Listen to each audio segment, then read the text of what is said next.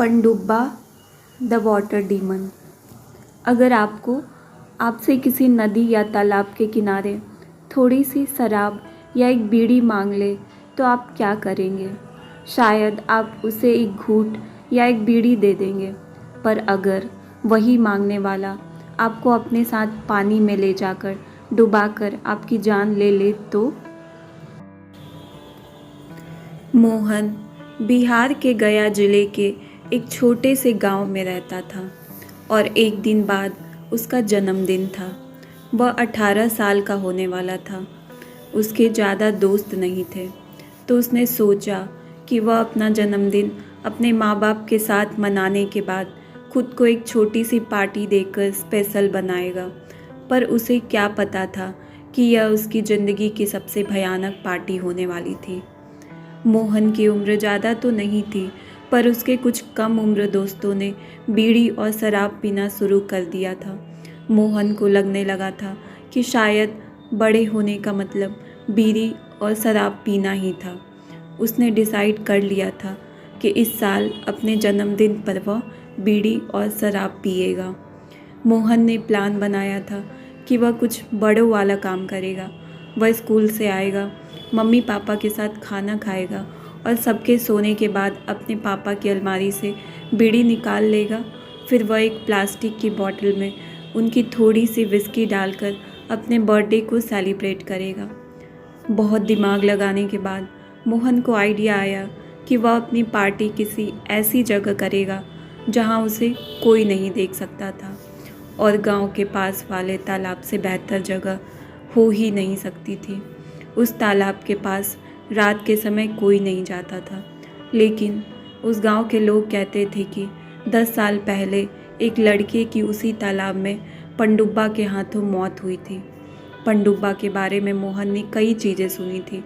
कोई कहता था कि पनडुब्बा उस तालाब में रहने वाला एक राक्षस था, तो कोई कहता था कि अगर उस तालाब के पास कोई जाता है तो कोई जानवर जैसी चीज़ उसे पानी के अंदर खींच लेती है।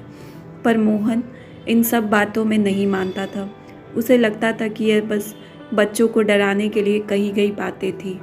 फाइनली मोहन का जन्मदिन आ गया और वह अपने प्लान के मुताबिक पहली बार इतनी रात में घर से निकलकर उस तालाब के पास जा रहा था। रास्ते में एकदम अंधेरा और गहरी शांति थी।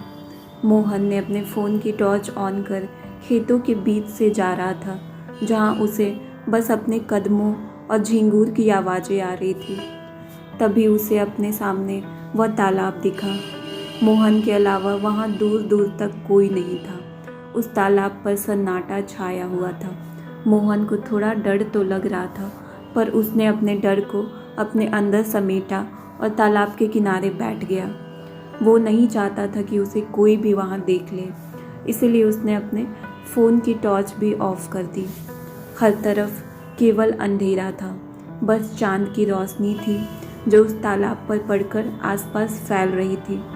तालाब के पानी की शांति के साथ दूर दूर तक बस झींगुर की ही आवाज़ें आ रही थी। मोहन ने बड़े ही आराम से प्लास्टिक की बोतल खोली और विस्की का पहला घूंट लिया, और तभी उस तालाब की शांति में एक हलचल हुई।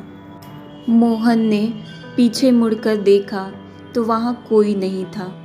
उसे लगा कि कोई तालाब का मेढक या मछली होगी, तो उसने उस पर ज़्यादा ध्यान नहीं दिया और अब अपनी जेब से एक बीड़ी और माचिस का डब्बा निकाला।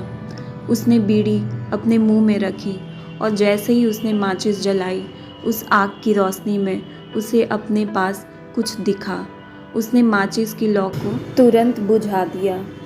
उसे लगा कि यह सब उसके मन का डर है, तो उसने विस्की का एक और घूंट लिया, फिर आंखें बंद की और वहीं लेटकर बीड़ी पीने की कोशिश करने लगा। अचानक उसे महसूस हुआ कि ठीक उसके मुंह के पास कोई है, जिसकी सांसें मोहन के चेहरे पर आ रही थी। मोहन ने आंखें खोली तो उसे 2 चमकती नीली आंखें दिखी, जिसे देखकर वह घबरा उठा। वो डर के मारे छटपटा उठा तो वह नीली आंखें उससे थोड़ा पीछे हो गई। मोहन घबराहट के मारे वहाँ से उठा और अपनी टॉर्च जलाकर उसने देखा कि उसके बगल में एक बहुत ही अजीब सा जीव बैठा था, जिसका पूरा शरीर काई से भरा हुआ था। उसके हाथ और पैर दोनों उल्टे थे। नाखून बेहद बड़ी और लंबी, बड़ी बड़ी बाहें और 2 हाथी जैसे दांत थे। वह मोहन से एक धीमी पर साफ आवाज़ में बीड़ी और शराब मांग रहा था और अपनी बड़ी भयानक आंखों से उसे घूरते हुए अपने बेहद ही नुकीले नाखूनों वाले हाथ मोहन की तरफ बढ़ा रहा था। जैसे ही मोहन ने उसे अपने पास आते देखा, उसका खून जम गया, क्योंकि उसे समझ आ गया था कि वो पनडुब्बा ही है, जिसके बारे में सभी गांव वाले बात करते थे। और गांव वालों के अनुसार पनडुब्बा किसी को भी डूबने से पहले उससे तंबाकू या शराब ही मांगता है, और मोहन के पास दोनों थे। पनडुब्बा फिर से अपनी धीमी आवाज़ में बोला और मोहन से बीड़ी और शराब मांगने लगा। वह धीरे धीरे अपने नुकीले हाथ मोहन के चेहरे के बेहद करीब ले गया। मोहन, जिसके एक हाथ में बीड़ी और दूसरे हाथ में शराब थी, वह सुन्न पड़ गया और उसके पसीने छूटने लगे। पनडुब्बा अब धीरे धीरे उससे बीड़ी और शराब मांगते हुए इसके और पास आ रहा था। वो बस अब उससे एक सांस की दूरी पर था कि तभी मोहन ने वहाँ से भागने की कोशिश की, पर पनडुब्बा ने उसे पकड़ लिया और उसे लेकर तालाब के अंदर कूद गया।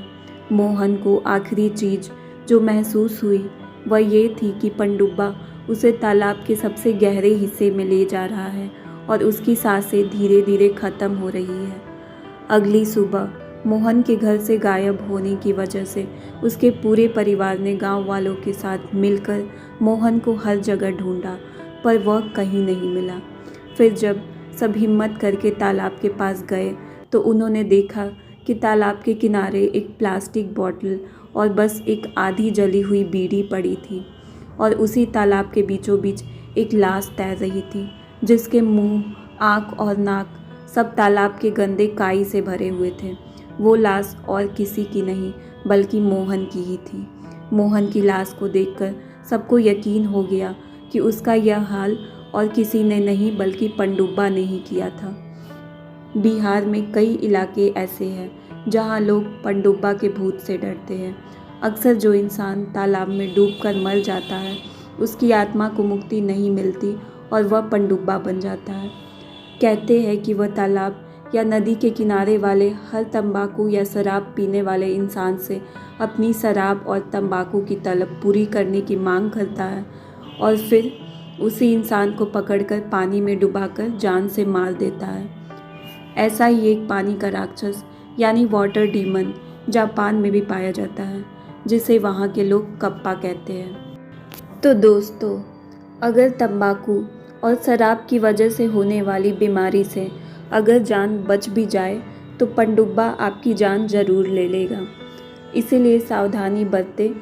आज की कहानी जनहित में जारी।